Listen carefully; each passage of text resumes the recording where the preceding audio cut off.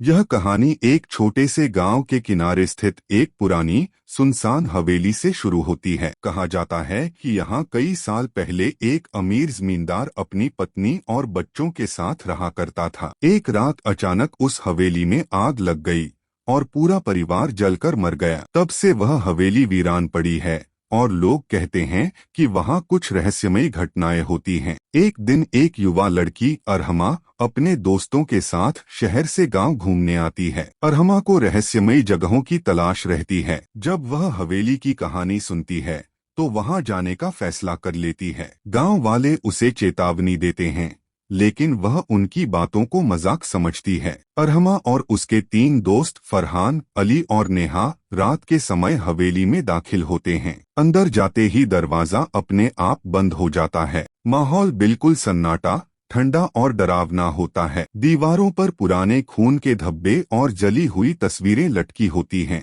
नेहा को एक आईने में अपनी परछाई की जगह किसी दूसरी औरत की झलक दिखाई देती है। अली को तहखाने से किसी के चलने की आवाजें सुनाई देती हैं, लेकिन वहाँ कोई नहीं होता। फरहान अचानक गायब हो जाता है, बस उसकी एक चीख गूंजती है। अरहमा एक पुराने कमरे में जाती है जहां दीवार पर जमींदार के परिवार की एक पुरानी तस्वीर लगी होती है। उसे अचानक उस तस्वीर में अपनी शक्ल दिखाई देती है। वह चौंक जाती है और तब उसे एहसास होता है कि वह उसी परिवार की पुनर्जन्मी बेटी है और हवेली ने उसे वापस बुलाया है। धीरे धीरे अरहमा पर आत्माओं का प्रभाव बढ़ने लगता है। वह अपने होश खोने लगती है और जमींदार की आत्मा उस पर कब्जा कर लेती है। बाकी दोस्तों की भागने की कोशिश नाकाम हो जाती है और वे एक एक करके या तो गायब हो जाते हैं या हवेली में कैद हो जाते हैं। सुबह गांव वाले हवेली के बाहर देखते हैं कि अरहमा की तस्वीर अचानक हवेली के मुख्य दरवाजे पर जमींदार की पुरानी तस्वीर के साथ प्रकट हो गई है। हवेली फिर से खामोश हो जाती है,